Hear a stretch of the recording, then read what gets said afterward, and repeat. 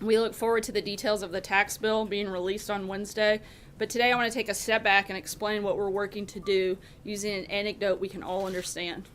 This story has been floating around the internet for a while, and it's important to keep in mind that the numbers are not exact, and I'm also not encouraging any drinking.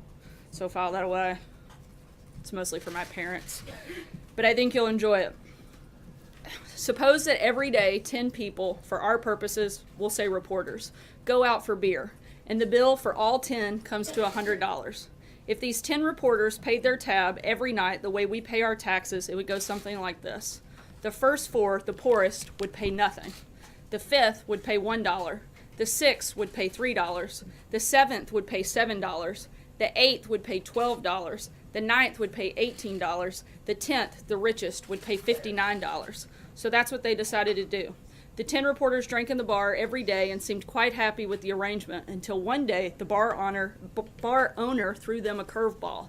Since you're all such good customers, he said, I'm going to reduce the cost of your daily beer by $20. Drinks for the 10 reporters would now cost just $80.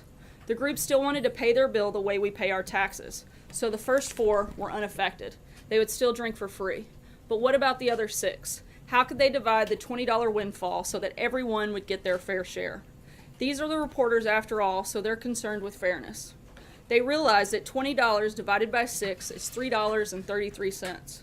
But if they subtracted that from everybody's share, then the 5th reporter and the 6th reporter, which would each end up being paid to drink beer. So the bar owner suggested that it would be fair to reduce each man's bill by a higher percentage the poorer he was. By doing that, he explained, they'd continue following the principle of the tax system they'd been using. So he proceeded to work out the amounts he suggested that each should pay now.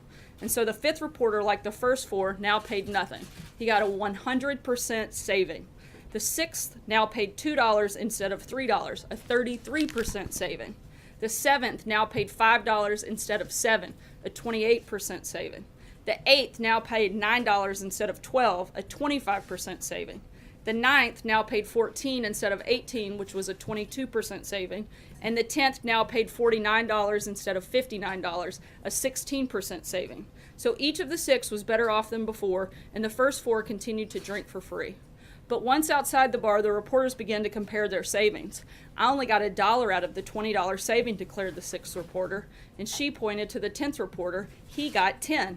Yes, that's right, exclaimed the 5th reporter. I only saved $1 too. It's unfair that he received 10 times more benefit than me.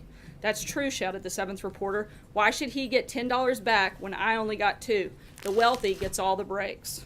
Wait a minute, yelled the first 4 reporters in unison. We didn't get anything at all. This new tax system exploits the poor.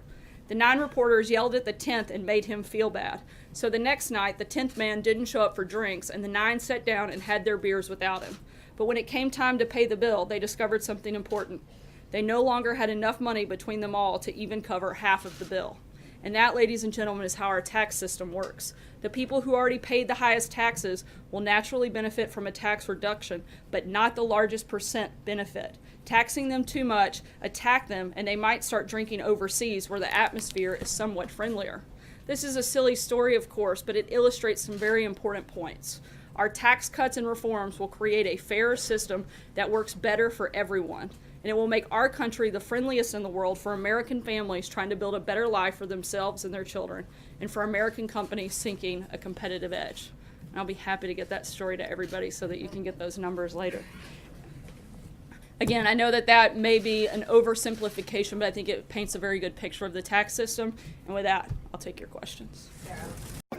What you just said is one of the most insanely idiotic things I have ever heard. At no point in your rambling, incoherent response were you even close to anything that could be considered a rational thought. Everyone in this room is now dumber for having listened to it. I award you no points, and may God have mercy on your soul.